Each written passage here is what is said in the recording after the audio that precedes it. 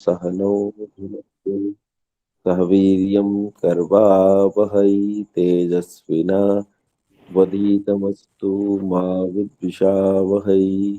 ओम शांति शांति शांति। हाँ माँ पढ़ो नमस्ते अगला। भ्राता जी। नमस्ते। अगला प्रश्न पढ़ो जहां से था।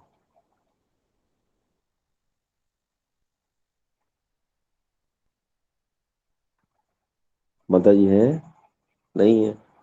पद्मा दीदी नहीं आई भ्राता जी आज। हाँ माँ आज आप पढ़ दो। ठीक है बेटा।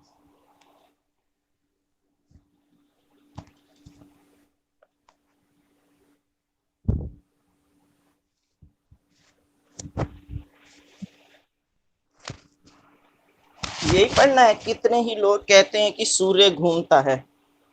यहाँ से उससे है आगे। या? ये वाला प्रश्न, सूर्य चंद्र और तारे क्या वस्तु हैं और उनमें मनुष्यादि सृष्टि है व नहीं। सही है। कहाँ से? वही नीचे ही होगा। इसी के तुरंत नीचे। हाँ ठीक है। ये आकृष्णेन रजसा वर्तमानो निवेशयन्मृतं मर्त्यं च हिरण्ययेन सविता रथेना देवो याति भुवनानि पश्यन्। ये हो यजुर्वेद। चुका है बहन, ये हो चुका है। ये हो चुका है। आगे हाँ और ये आगे हो। आगे। हाँ। दिवि सोमो अधिष्ठितः। ये नहीं, नहीं। इससे और भी भी आगे। आगे। सूर्य चंद्र और तारे क्या वस्तु हैं, ये प्रश्न है। अच्छा। सूर्य चंद्र और तारे क्या वस्तु हैं और उनमें मनुष्य आदि सृष्टि है व नहीं। उत्तर। ये सब भूगोल लोक और इनमें मनुष्य आदि प्रजा भी रहती है, क्योंकि एतेषु हीदं सर्वं वसुहितमेते हीदं सर्वं वासयन्ते तद्येदं सर्वं वासयन्ते तस्माद् वसव इति। पृथ्वी जल अग्नि वायु आकाश चंद्र नक्षत्र और सूर्य, इनका वसु नाम इसलिए है कि इन्हीं में सब पदार्थ और प्रजा बसती है और ये ही सबको बसाते हैं। जिसलिए वास का निवास करने का घर है, इसीलिए इनका नाम वसु है। जब पृथ्वी के समान सूर्य चंद्र और नक्षत्र वसु हैं, पश्चात उनमें इसी प्रकार प्रजा के होने में क्या संदेह। और जैसे परमेश्वर का यह छोटा सा लोक मनुष्य आदि सृष्टि से भरा हुआ है, तो क्या ये सब लोग शून्य होंगे। परमेश्वर का कोई भी नाम निष्प्रयोजन नहीं होता, तो क्या इतने असंख्य लोकों में मनुष्य आदि सृष्टि ना हो तो सफल कभी हो सकता है। इसीलिए सर्वत्र मनुष्य आदि सृष्टि है। प्रश्न। जैसे इस देश बस में पहले मनुष्य। पहले इसे पढ़ लेते हैं। हाँ जी। अब यहाँ एक प्रश्न होता है कि क्या अन्य लोकों पर मनुष्यादि सृष्टि निवास करती है। तो मनुष्यादि सृष्टि अब जैसे चंद्रमा है, मंगल है, बृहस्पति है, सूर्य है, इन सब पर मनुष्यादि सृष्टि निवास करती है कि नहीं करती। देखो, इसे एक चीज समझो। हर चीज जो है ना वो केवल उतनी क्षेत्र में सीमित नहीं होती जितने क्षेत्र में उसका अस्तित्व मौजूद है। उसके बाहर भी वो चीज स्थित होती है अपने अपने गुणों के आधार पर। जैसे एक इसे छोटा सा समझेंगे। अ, एक फिजिक्स में एक चीज पढ़ाई जाती है, लॉ। बिजली की वो जो मोमबत्ती की जो फ्लेम होती है, फ्लेम पढ़ाते हैं। उस फ्लेम में पढ़ाते हैं कि फ्लेम के 3 स्तर होते हैं। आपने देखी है ज्योति, देखी है दीपक की ज्योति या मोमबत्ती की ज्योति। तो उस ज्योति में अंदर एक नीला नीला सा दिखाई देता है, देखा है। बिल्कुल जहां बत्ती जल रही होती है वहां नीला नीला सा होता है। हाँ जी। हाँ जी। एक तो वो हो गई। एक उसके बाहर पीली पीली सी जो दिखाई देती है ज्योति, वो। और तीसरा उसका प्रकाश। उसका प्रकाश जहां तक फैल रहा है वहां तक कहते हैं कि उस मोमबत्ती की ज्योति है, ये विज्ञान कहता है, साइंस कहता है कि पूरी मोमबत्ती की ज्योति वहां तक है जहां तक उसका प्रकाश जा रहा है। यानी जो आदमी मोमबत्ती के प्रकाश में बैठा है, मानो कि वो मोमबत्ती की लो में, उसकी ज्योति में बैठा हुआ है, मोमबत्ती की लो के अंदर बैठा है वो। ठीक इसी तरह ये जो कहा कि मनुष्य आदि सृष्टि अन्य लोकों पर रहती है, इसका मतलब ये है कि जैसा सौरमंडल हमारा है, ऐसे ही अन्य असंख्य सौरमंडल हमारी आकाशगंगा में है, और हर सौरमंडल में एक पृथ्वी है जिस पर मनुष्य आदि निवास करते हैं, और अन्य ग्रह उसी पृथ्वी पर रहने वाले मनुष्यों के लिए जीवन कैसे बचे, कैसे सुरक्षित हो, इसके लिए सहायक होते हैं। इसलिए एक सौरमंडल में एक या अनेक पृथ्वियां होती हैं जिन पर मनुष्य निवास करते हैं। अब सूर्य क्योंकि आग है, तो आग की 3 फ्लेम होती हैं, वही जो की त्यों, एक भीतर नीली जलती है, एक पीली जलती है, और एक प्रकाश। जहां तक सूर्य का प्रकाश है, मानो वो सब चीजें सूर्य के भीतर हैं, तो हम लोग भी सूर्य के भीतर आ जाते हैं। इसलिए कहेंगे कि सूर्य पर मनुष्य आदि सृष्टि निवास करती है। तो ये तो हुआ सैद्धांतिक पक्ष के, इस तरह से निवास करती है। अब देखो, एक होती है हठ, वो हठ भी समझा देता हूं। हठ ये है कि रामपाल दास जैसे महामूर्ख लोग कहते हैं कि वो तो लिखा है कि सूर्य पर मनुष्य आदि सृष्टि निवास करती है। सूर्य पर 2000 करोड़ डिग्री सेंटीग्रेड का तापमान है, उस पर कोई मनुष्य कैसे रह सकता है? भाई बात तो सही है, इतने तापमान पर मनुष्य का रहना संभव नहीं है। तो पहली तो बात यह कि हम ऐसा कह ही नहीं रहे हैं कि वहां मनुष्य इस तरह रहता है जैसे पृथ्वी पर रहता है। हम तो पृथ्वी पर रहने वाले मनुष्य को ही सूर्य के भीतर मान रहे हैं। लेकिन अगर ये हठ वाली बात है, तो अब हठ वाला उत्तर सुनो।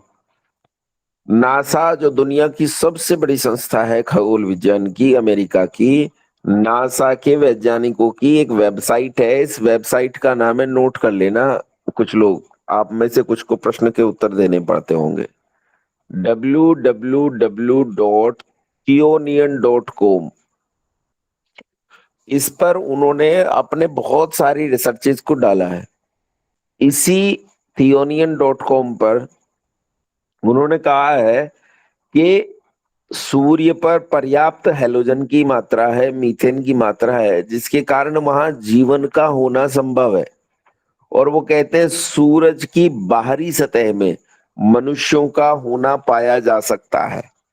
और अंग्रेजी में अगर वो वाक्य याद करूं मैं, जो लिखा है उन्होंने, तो उन्होंने कहा है, there may be fire worms, fire insects, may be fire people.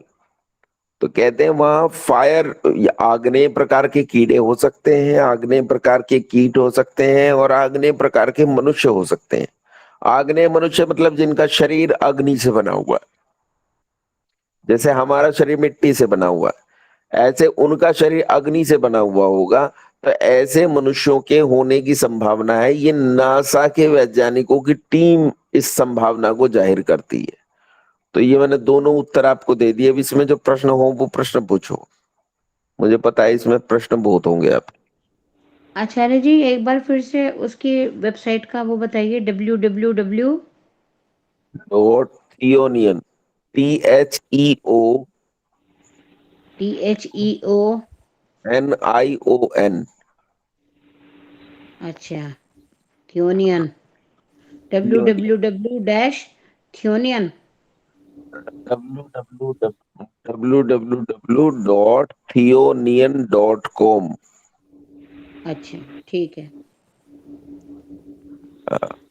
प्रश्न पूछो। तो ऐसे मनुष्य भी हो सकते हैं कि जो आग के अंदर रह ले, वैसे उस तरह का ही मतलब जीवन उनका परमात्मा ने बनाया होगा।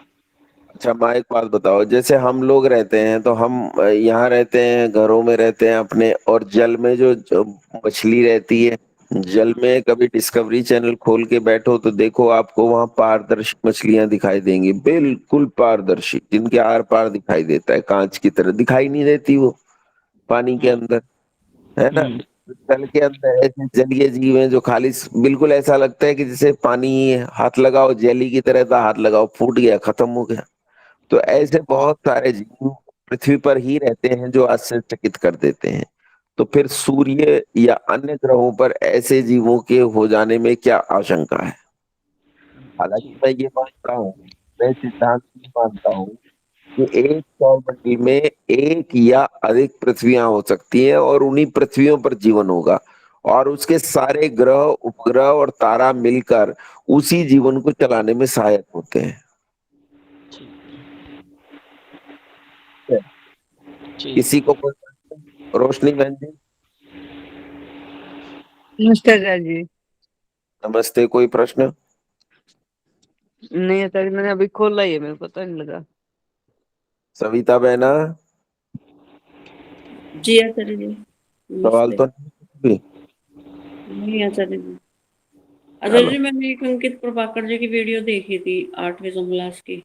हाँ, वो ये कह रहे थे कि जैसे कोई कीड़ा होता है ना, वो जैसे सब्जी बनाते हैं और वो पत्ता गोभी का कीड़ा होता है, वो सब्जी बनाने पे भी नहीं मरता, इतने उबालते रहते हैं। तो उसी तरह का कीड़ा कोई होगा जो सूर्य पे भी रहता होगा, उस तरह का जीव। नहीं नहीं नहीं, इसमें मैं सहमत नहीं हूँ।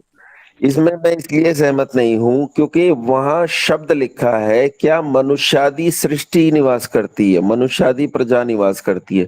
तो मनुष्यादि शब्द लिखा है, मनुष्य तो इसे कहते हैं ना, जैसा मैं हूं, इसका नाम मनुष्य है। कीड़े कीट पतंग की बात नहीं है। नहीं, जीव से ले लिया होगा आचार्य जी, मनुष्य को।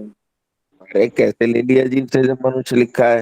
ये क्या ऋषि दयानंद मनुष्य नहीं जानते कि मनुष्य किसे कहते हैं?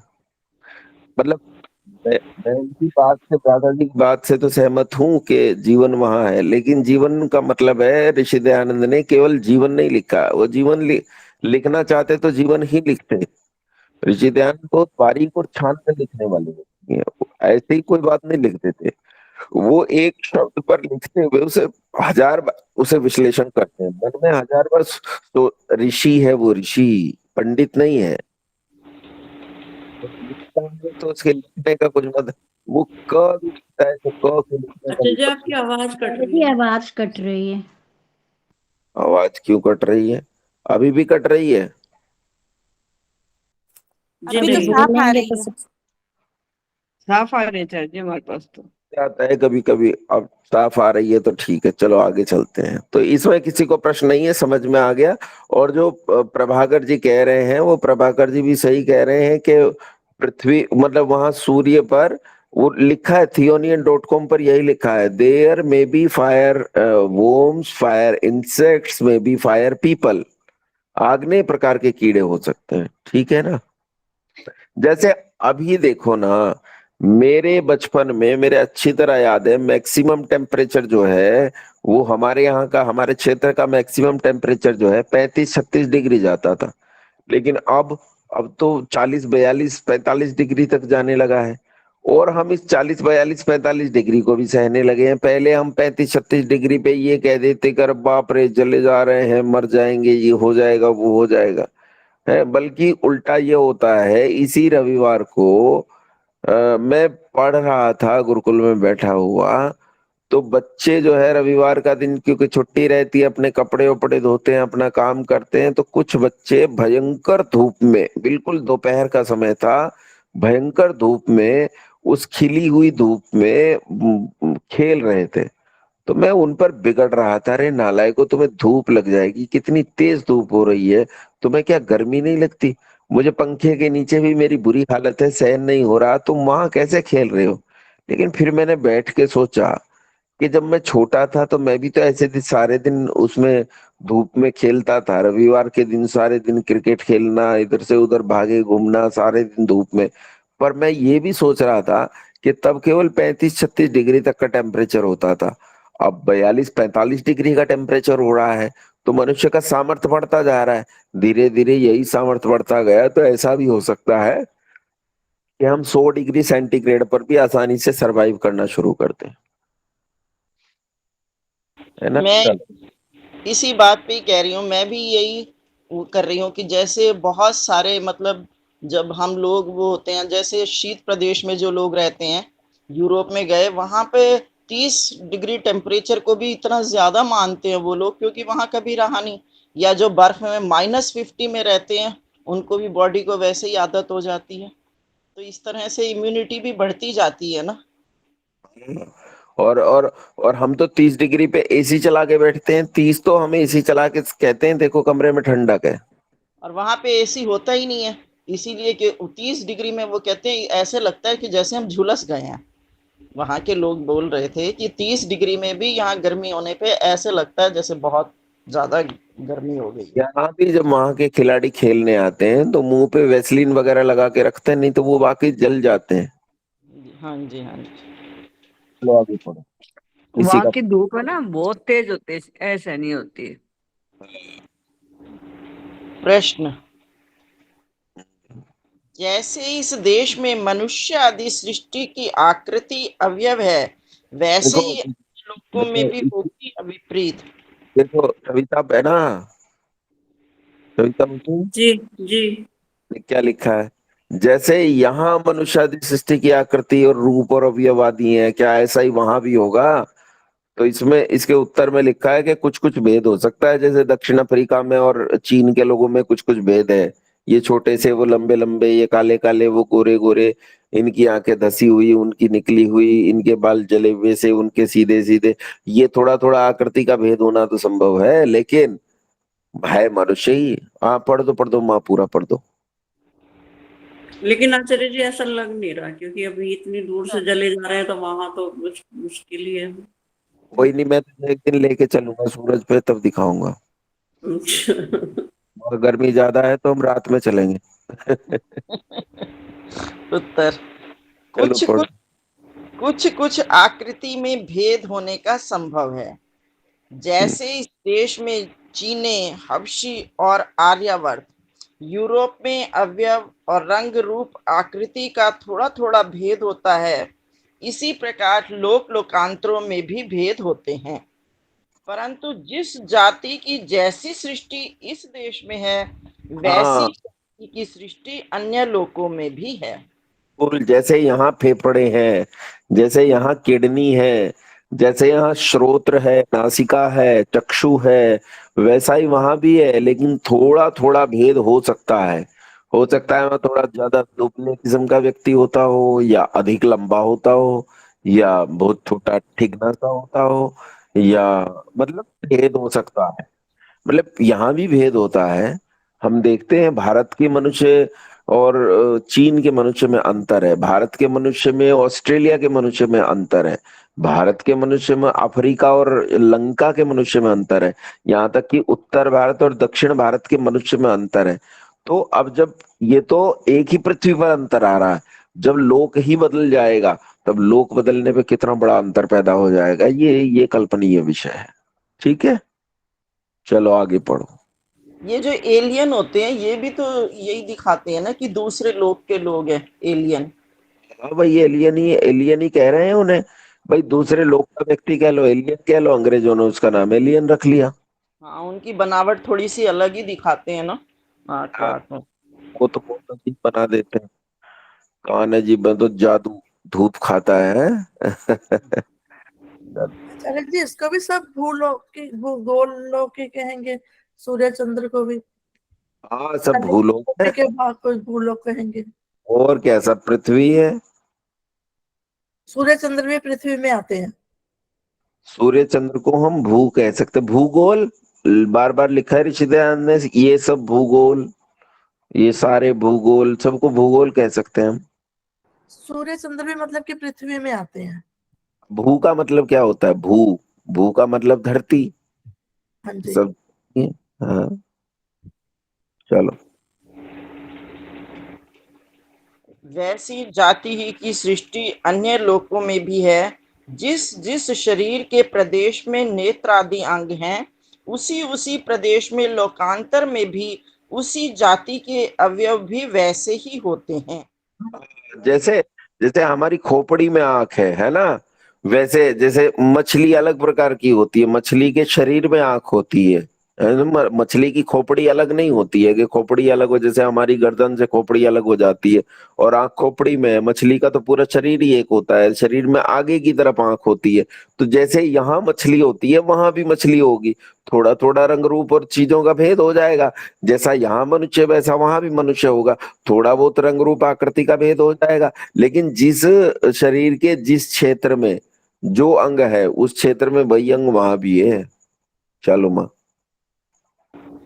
सूर्य चंद्रमसौ धाता यथा पूर्वमकल्पयत् दिवं च पृथिवीं चान्तरिक्षमथो स्वः। धाता परमात्मा जिस प्रकार के सूर्य चंद्र द्यौ भूमि अंतरिक्ष और तत्रस्थ सुख विशेष पदार्थ पूर्व कल्प में रचे हैं, वैसे ही इस कल्प अर्थात सृष्टि में रचे हैं तथा सब लोक लोकांतरों में भी बनाए गए हैं। भेद ठीक है, किंचित मात्र नहीं होता। क्योंकि ईश्वर सर्वज्ञ है इसलिए अपने सर्वज्ञ ज्ञान से सब कुछ बनाता है, तो उसके ज्ञान में भेद का होना संभव नहीं है। भेद का होना उसके ज्ञान में संभव है जिसका ज्ञान बढ़ सकता हो, कि आज इतना है कल और बढ़ गया, परसों और बढ़ गया, तरसों और बढ़ गया, तो उसके ज्ञान में परिवर्तन होता जाता है जिससे उसकी बनाई वस्तुओं में भी अंतर आता है। लेकिन ईश्वर सर्वज्ञ है, वो तो अपने निश्चित ज्ञान से, जो उसका सर्वोत्तम ज्ञान है, उसी से सब चीजों का निर्माण कर रहा है। उसमें ज्ञान में बढ़ती नहीं होती, इसलिए बनाई हुई वस्तुएं भी जस की तस रहती है। यथा पूर्वम कल्पयत, जैसे पिछले कल्प में बनाया था वैसे इसी कल्प में बनाता है, कोई अंतर नहीं आता। जैसे पिछली सृष्टि का निर्माण किया था वैसे इस सृष्टि का निर्माण करता है, जैसे इस लोक में बनाया था वैसे उस लोक में बनाता है। चलो। प्रश्न, जिन वेदों का इस लोक में प्रकाश है उन्हीं का उन लोकों में भी प्रकाश है वा नहीं? उत्तर, उन्हीं का है। जैसे एक राजा की राज्य व्यवस्था नीति सब देशों में समान होती है, उसी प्रकार परमात्मा राज राजेश्वर को की वेदोक्त नीति अपने सृष्टि रूप सब राज्य में एक सी है। प्रश्न, जैसे भारत का आईपीसी जो है वो जैसा काम उत्तर प्रदेश में करता है वैसे ही हरियाणा में करता है, वैसे ही जम्मू कश्मीर में करता है, वैसे ही तमिलनाडु आंध्र प्रदेश में करता है, बंगाल और केरल में करता है, सब जगह एक जैसा काम करता है। वैसे ही परमात्मा का वेद भी संसार के सारे लोक लोकांतरों में एक सा ही है, उसमें परिवर्तन नहीं है। पढ़ो अगला प्रश्न।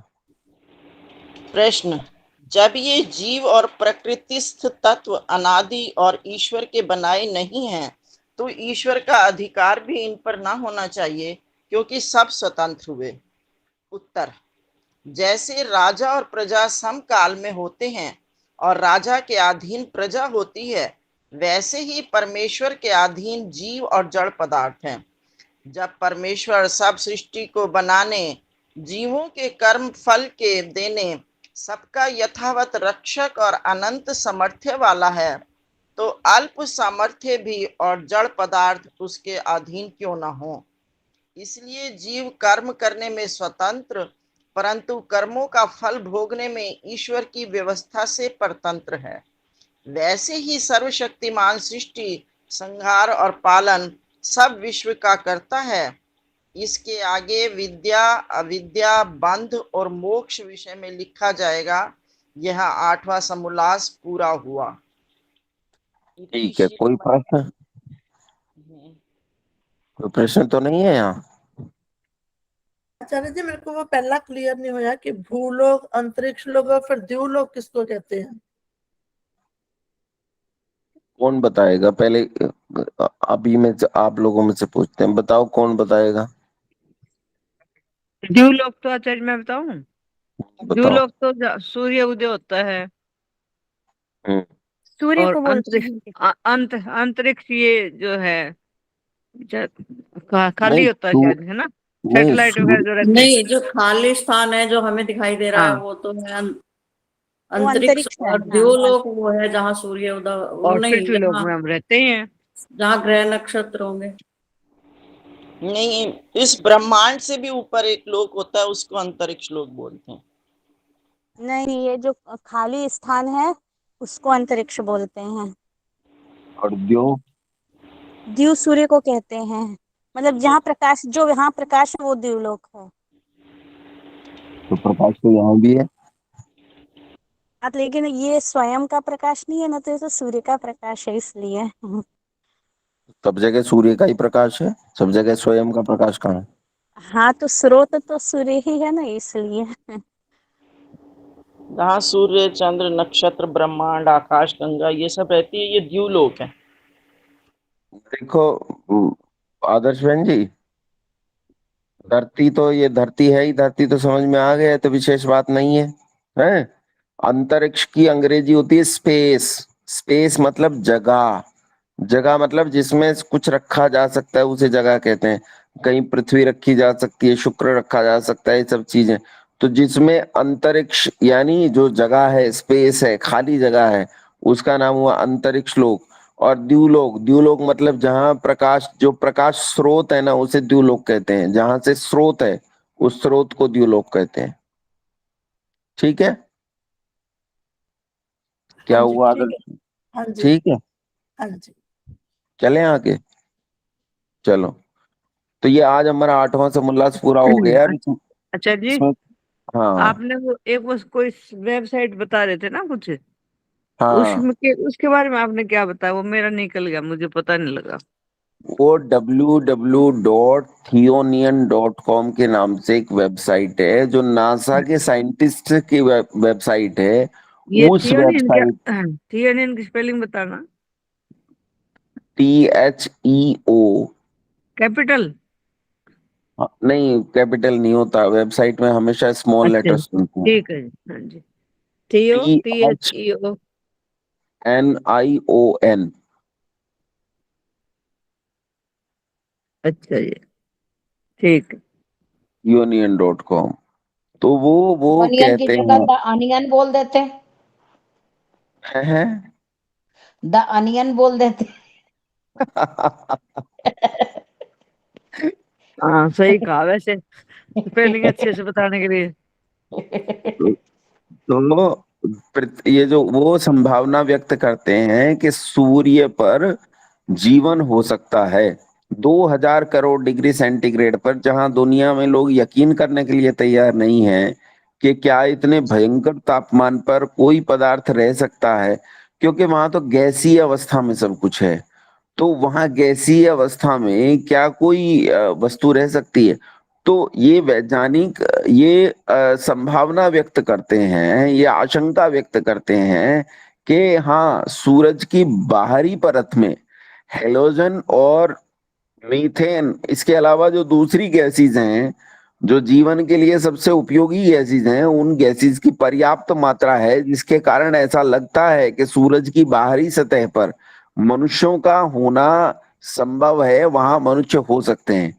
तो उन्होंने लिखा है there may be fire worms, मतलब आग्नेय कीड़े, फायर इंसेक्ट्स, फायर मतलब आग्नेय कीट, और कहा मे बी फायर पीपल, और आग्नेय प्रकार के मनुष्य भी हो सकते हैं। ऐसी उन्होंने संभावना व्यक्त की है। अब उस संभावना पर वो काम कर रहे हैं।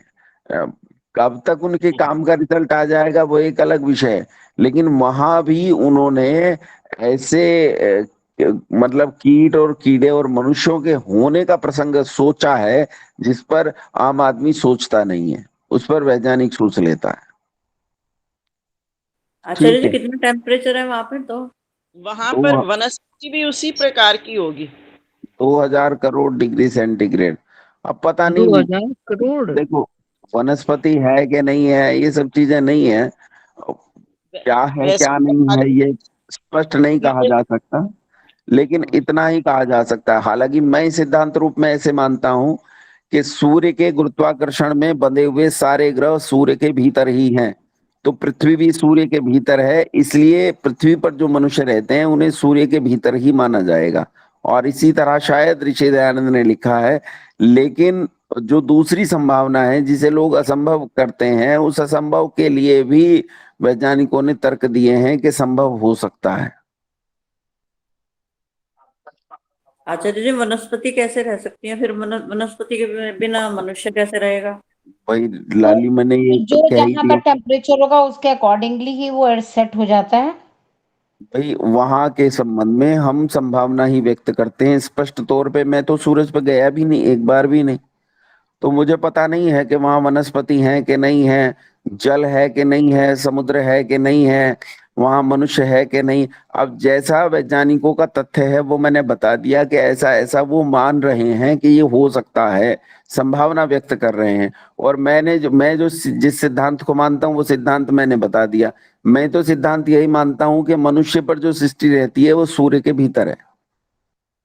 आपके वाला ही ठीक है आचार्य जी। जी आचार्य जी गए भी होंगे तो हमें याद ही नहीं होगा, हम मोक्ष भी प्राप्त करके आए हैं तो कौन सा हमें याद। हाँ वही वही वही, गया तो हूँ लेकिन मैं भूल गया हूँ, ये भी ठीक है। जी, मैं ये तो भूल अच्छा गया याद हूँ, दिला दिया इन्होंने। मेरे याद नहीं रहा।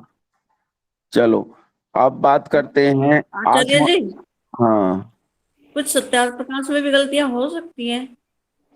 हाँ, प्रिंटिंग मिस्टेक हैं, कई जगह पे प्रिंटिंग मिस्टेक्स हैं, वो विद्वानों को आपस में बैठ के खत्म करनी चाहिए।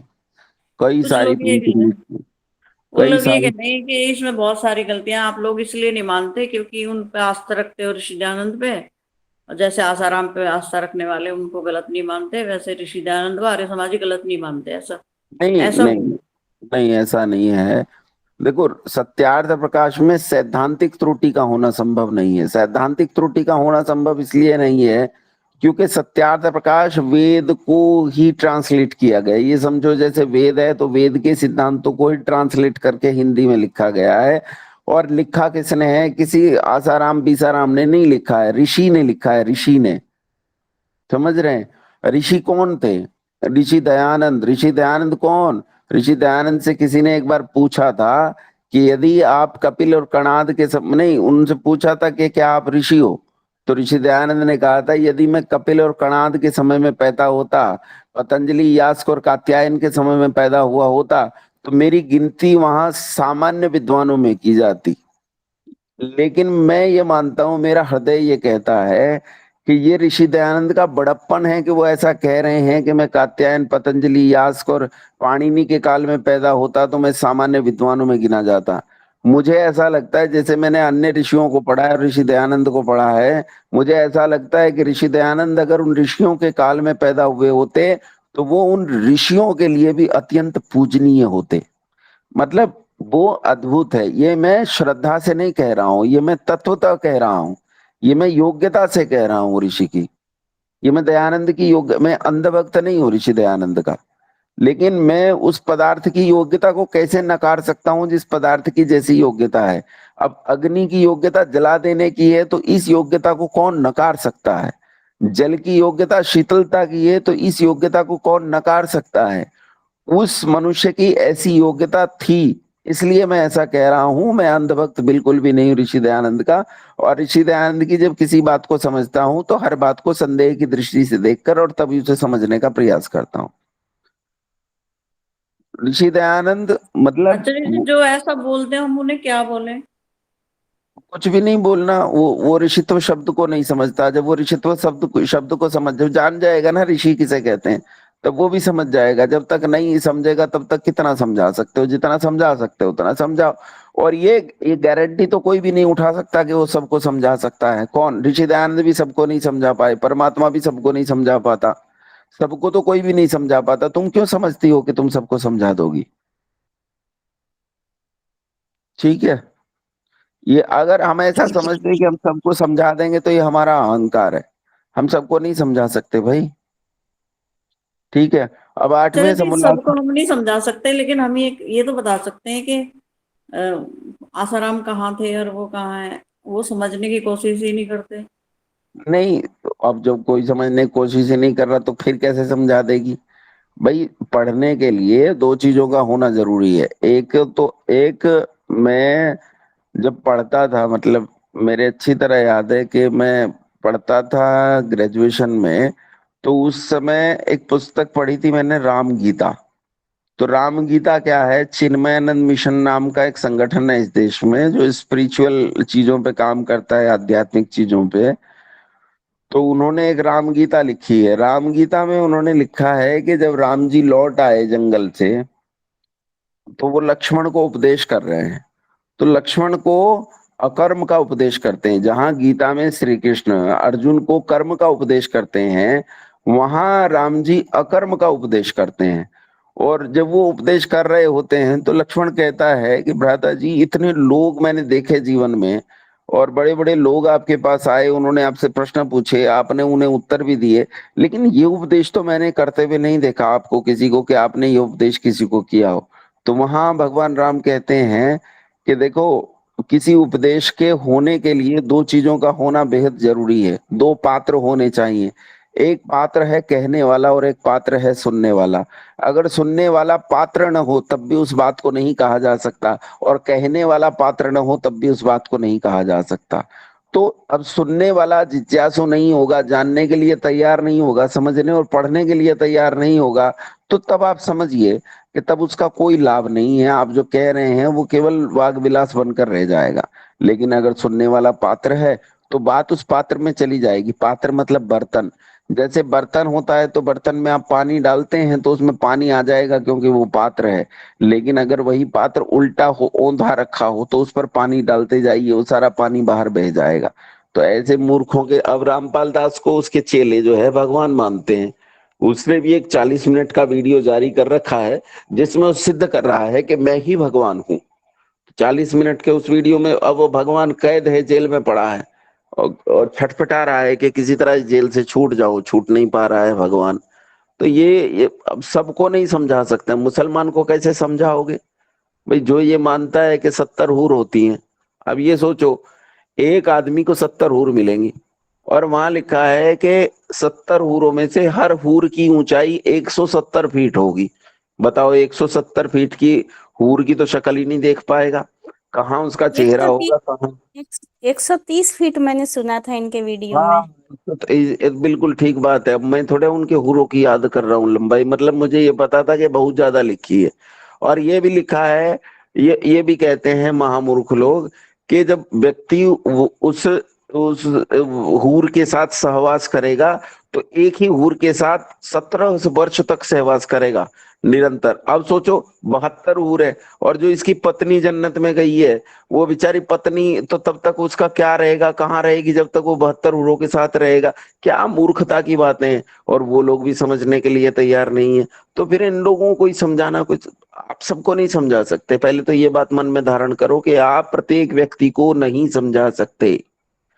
बस ये मान लो, ये बात पक्की है, ये तथ्य है कि ऋषि दयानंद ऋषित्व के उस स्तर पर थे जहां वो ऋषि पाणिनि के लिए पतंजलि, ऐसा मेरा मान्यता है। मैं ये भी नहीं कह रहा हूं कि मैं आप पर थोप रहा हूं, आप इस बात को मान लो, लेकिन मैं ये मानता हूं कि पाणिनि, पतंजलि, कात्यायन आदि जो ऋषि हुए हैं, अगर ऋषि दयानंद उनके काल में होते तो वो लोग ऋषि दयानंद के चरण स्पर्श किया करते, ऐसा मैं मानता हूं। स्वयं ऋषि दयानंद ने ये लिखा है कि मेरी गिनती वहां सामान्य विद्वानों में होती। लेकिन ये ऋषि दयानंद का बड़प्पन है कि वो अपने आप को ऐसा बोल रहे हैं। ऋषि दयानंद उस ऊंचाई पर हैं जिस ऊंचाई को देखने के लिए विशिष्ट आंख चाहिए। वो अच्छा अद्भुत। जी, वो ऐसी जगह चुप रहना चाहिए। बस मूर्खों में चुप रहना चाहिए, बिल्कुल सही बात। सभी ठीक। ऋषि अद्वितीय होते हैं, है ना? क्योंकि हम ऋषि दयानंद को ज्यादा जानते हैं, इसलिए हमारी उनके प्रति अधिक भक्ति है। ना जी, ना ना जी, ना ना ना ना ना, मैं नहीं मानता इस बात को। मेरी माँ भी कहती थी इस बात को। मेरी माँ कहती थी ये जो महर्षि शब्द है ये गलत है। वो कहती थी कि ऋषियों में कोई व्यक्ति, कोई ऋषि बड़ा और कोई ऋषि छोटा नहीं होता है। ऋषियों में सब ऋषि समान होते हैं। समान उनकी योग्यता होती है, योग्यता समान होती है, विद्या समान नहीं होती है। जो ऋषि जितना अधिक परिश्रम कर लेता है उसकी योग्यता, विद्या उतनी ही ज्यादा हो जाती है। हाँ, जानने की योग्यता सबकी बराबर होती है, क्योंकि सबका संपर्क परमात्मा से होता है।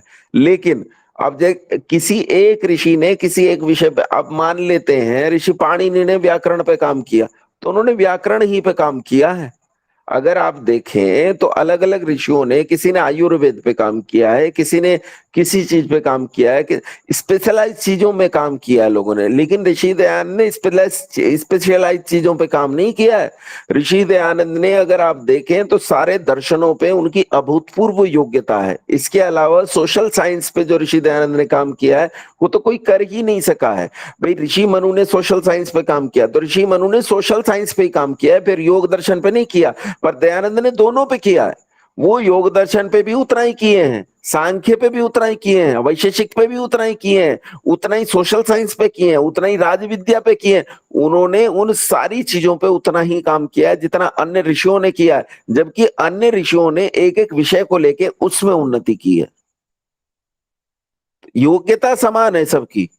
पाणिनि में और दयानंद में योग्यता में कोई अंतर नहीं है। वो जो जानना चाहे जान सकते हैं क्योंकि सीधा संपर्क परमात्मा से है, लेकिन उन्होंने जाना कितना, इसमें अंतर है। अब ऋषि दयानंद का काल ऐसा था कि उसे सब कुछ बताना था, इसलिए उसने सब कुछ जाना। आचार्य जी क्या दृष्टा को ही ऋषि कहते हैं? हाँ, मंत्र दृष्टा रह ऋषि, ऋषि मंत्र दृष्टा को ही कहते हैं। और महर्षि? ये शब्द हमने बना रखे हैं, राज ऋषि, ब्रह्म ऋषि, महर्षि हमारे बनाए हुए हैं। ये कोई वास्तविक शब्द नहीं है। अब वो श्रद्धा के कारण हम कह देते हैं महर्षि दयानंद सरस्वती।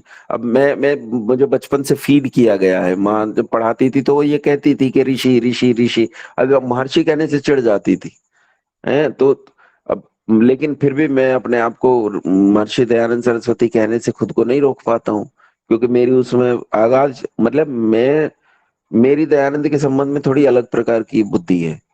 तो मैं ऋषि दयानंद में वो रखता हूँ। मैं ऐसा भी नहीं है कि ऋषि दयानंद को बिल्कुल अंध बुद्धि से मानता हूँ, लेकिन ये मैं मानता हूँ कि वो अद्भुत था, वो कमाल था। निकट है, ये भी बात है कि निकट है तो इसलिए भी हमारा प्रेम उससे ज्यादा है, लेकिन निकट होने के अलावा भी ऋषि दयानंद की योग्यता भी विलक्षण है, इसमें भी कोई शक नहीं है। आचार्य जी फिर सिद्धांतों में गलतियां नहीं है, प्रिंटिंग प्रेस में गलती हो सकती है, ऐसा आप कह रहे हैं? कई गलतियां हैं, कई गलतियां मैं नहीं पकड़ी हैं सत्यार्थ प्रकाश में, वो प्रिंटिंग मिस्टेक्स हैं। ठीक है, और ये सब में होता है। ये तो यहां तक है कि जो उपनिषद है, उपनिषद के पाठ में कहीं गलती हो गई होगी आज से 5-6 हजार साल पहले, और वो गलती ज्यों की त्यों चली आ रही है। पाठ में गलती अभी भी गलती है, उपनिषद में भी ऐसी गलतियां मिल जाती हैं जो प्रिंटिंग मिस्टेक्स जिन्हें कह सकते हैं, और वो पाठ में गलती हो गई। एक ब्रह्मचारी ने गलत सुन लिया अपने आचार्य से, और मान लो आचार्य उसी समय देहावसान हो गया, वो सुधार नहीं सके। अब कोई और समझाए तो छात्र माने नहीं, मेरे गुरुजी ने यह बताया था, और उसे ही गाता रहा, उसे ही गाया और उसे ही अपने अगले शिष्यों को पढ़ा दिया, उन्होंने अगलों को पढ़ा दिया। तो वो जो बोलने की त्रुटि थी वो अब तक चली आई ज्यों की त्यों। कोई विचारक जब तक पैदा नहीं होगा जो विचार के ठीक करने की इतनी क्रांतिकारी योग्यता रखता हो, या इतना दूसरों की गालियां सहने का हिम्मत रखता हो कि उसमें बदलाव कर सके, तब तक वो चलती रहेंगी, प्रिंटिंग मिस्टेक्स भी और बोलने की गलतियां भी। ठीक है, अच्छा, अब बात आती है, अब पठन पाठन की बात कर लेते हैं। एक तो आप लोगों के जो उत्तर पत्र हैं वो मैंने